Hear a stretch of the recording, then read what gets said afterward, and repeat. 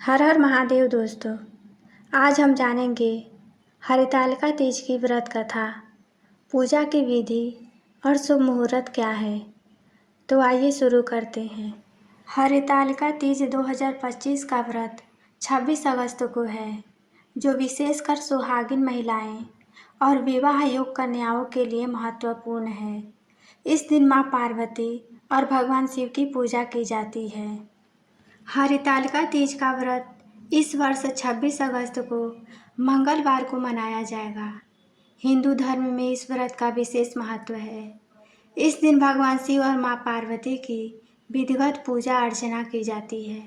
यह व्रत मुख्यतः सुहागिन महिलाएं रखती हैं, जिससे उन्हें अखंड सौभाग्य की प्राप्ति होती है।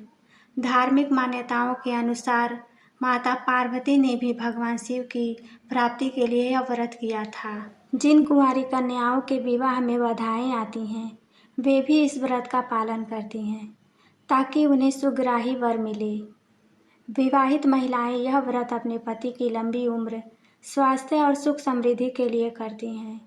इस व्रत से पति पत्नी के बीच प्रेम और समझ बढ़ती है और घर में सुख शांति बनी रहती है। हरितालिका तीज का व्रत धार्मिक दृष्टि से न केवल आध्यात्मिक लाभ देता है, बल्कि पारिवारिक जीवन में सामंजस्य और प्रेम भी स्थापित करता है। हरितालिका तीज पर मां पार्वती की पूजा विशेष रूप से सुहागिन महिलाएं अपनी पति की लंबी उम्र और सुख समृद्धि के लिए करती हैं। वहीं कुंवारी कन्याएं अपने मनचाहे वर की प्राप्ति के लिए यह व्रत करती हैं। पूजा करने का तरीका इस प्रकार है। सुबह जल्दी उठकर स्नान करें और स्वच्छ वस्त्र धारण करें। मन में अपने इरादों को स्पष्ट रखते हुए भगवान शिव और मां पार्वती की पूजा का संकल्प लें। इसके बाद पूजा स्थल की तैयारी करें। घर के पवित्र स्थान को साफ करें।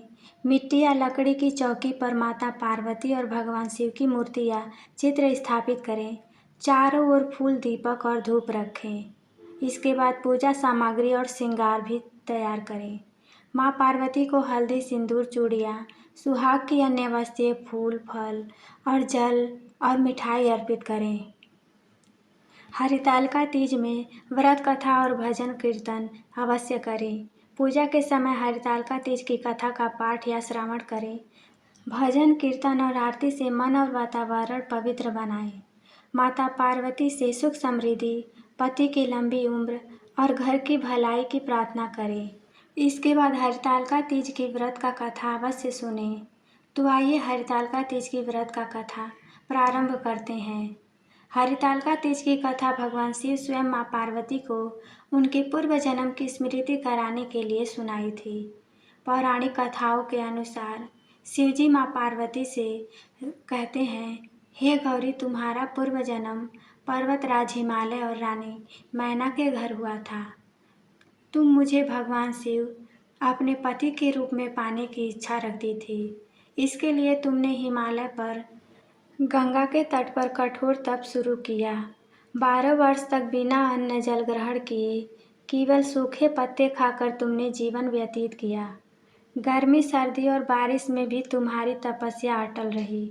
इस दौरान एक दिन महर्षि नारद भगवान विष्णु की ओर से तुम्हारे पिता के घर तुम्हारे विवाह का प्रस्ताव लेकर पहुँचे।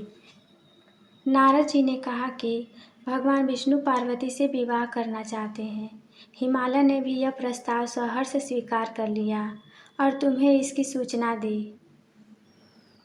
यह सुनकर तुम अत्यंत दुखी हो गई, क्योंकि तुम्हारे हृदय में केवल भगवान शिव बसे थे। तुमने अपने सखी को अपने मन की व्यथा बताई। तब सखी ने तुम्हें कही, दूर एकांत में जाकर शिव की तपस्या करने को कहा और सखी ने तुम्हें एक घने जंगल की गुफा में ले जाकर छिपा दिया, जिससे कि तुम्हारे पिता हिमालय तुम्हें न ढूंढ सके। भाद्रपद शुक्ल तृतीया के दिन हस्त नक्षत्र में तुमने रेत से शिवलिंग बनाकर रात भर मेरी स्तुति करते हुए जागरण किया। आखिर तुम्हारी कठोर तपस्या से प्रसन्न होकर मैंने तुम्हें दर्शन दिया और वर मांगने को कहा। तुमने कहा, हे महादेव, मैंने अपने हृदय से आपको पति माना है।